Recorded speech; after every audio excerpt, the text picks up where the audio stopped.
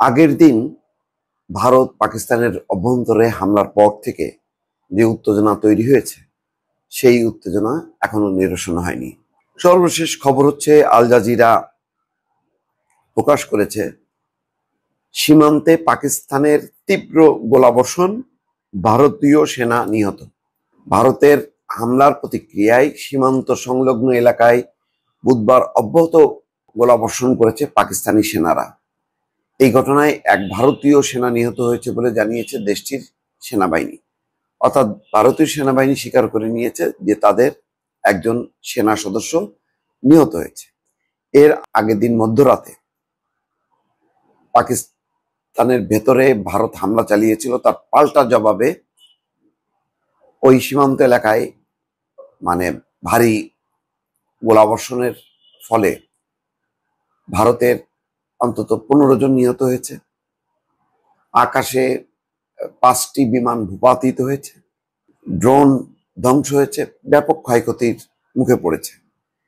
এখন ওই হামলার প্রতিক্রিয়ায় পাকিস্তান সীমান্ত এলাকায় তাদের যেই গোলাবর্ষণ সেটি অব্যাহত রেখেছে এবং তার তীব্রতা অনেক বাড়িয়েছে। সেই কারণেই ভারতীয় একজন সৈন্য নিহত হয়েছে। ইতিমধ্যে নিহত ওই ভারতীয় সেনার নাম দীনেশ কুমার। বুধবার রাত 11টার দিকে আনুষ্ঠানিকভাবে তার নিহত হওয়ার খবর জানানো হয়।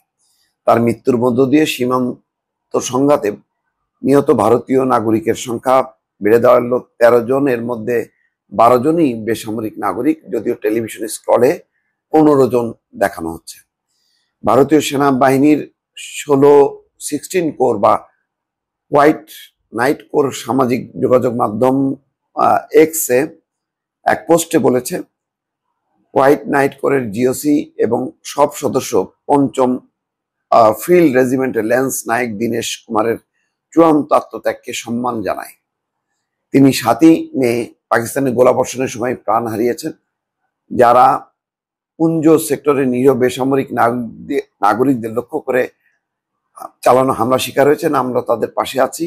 পাকিস্তানি সেনারা বুধবার সারাদিন সীমান্ত সংলগ্ন এলাকায় গোলাবর্ষণ করে। বিশেষ করে পাকিস্তান নিয়ন্ত্রিত কাশ্মীরের পুঞ্জ এলাকায় ব্যাপক গোলাবর্ষণের খবর পাওয়া গেছে। এতে আহত হয়েছে 40 জন। ভারতীয় সেনা কর্মকর্তারা জানিয়েছেন তারা এই গোলাবর্ষণের উপযুক্ত জবাব দিচ্ছেন। পাকিস্তান নিয়ন্ত্রিত কাশ্মীরে ভারতীয় হামলার পর থেকেই সীমান্তে ভারী গোলাবর্ষণ শুরু করেছে পাকিস্তান। সবচেয়ে বেশি গোলা নিক্ষেপ করা হয়েছে পুঞ্জ জেলার কৃষ্ণঘাটি, শাহপুর ও মানকোট এবং রাজৌরির লাম, মাঞ্জাকোট ও গম্ভীর ব্রাহ্মণা এলাকায়। উত্তর কাশ্মীরের বারামুল্লার উরি সেক্টর ও কুপওয়ারার টাংধার সেক্টরে পাকিস্তানের তীব্র গোলাবর্ষণের একাধিক গ্রাম ক্ষতিগ্রস্ত হয়েছে। কর্তৃপক্ষ জানিয়েছে পাকিস্তানি সেনাবাহিনী নিক্ষেপ করা গোলা বারামুল্লা শহর থেকে প্রায় 30 কিলোমিটার ভেতরে গিঙ্গাল গ্রাম পর্যন্ত আঘাত হানে। এতে অন্তত 12 জন আহত হয়েছেন। তাদের বেশিরভাগই সালামাবাদ এলাকার বাসিন্দা। উরি এক বাসিন্দা বলেন, মঙ্গলবার রাত 11টার দিকে গোলাবর্ষণ শুরু হয়। আমরা ব্যাংকারে ঢুকে পড়ি।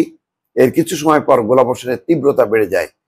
2021 সালে যুদ্ধবিরতি নবায়নের পর এটাই সবচেয়ে খারাপ পরিস্থিতি। সরকারি সূত্র বলেছে, সীমান্তবর্তী এলাকার বাসিন্দারা ভূগর্ভস্থ ব্যাংকারে অবস্থান নিয়েছেন।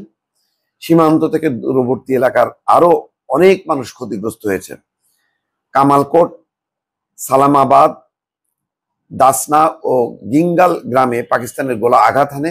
এক কর্মকর্তা জানিয়েছেন গোলার আঘাতে অন্তত 15টি বাড়ি ক্ষতিগ্রস্ত হয়েছে। মঙ্গলবার দিবাগত রাত পাকিস্তানের বিভিন্ন এলাকায় হামলা চালায় ভারতীয় সেনাবাহিনী।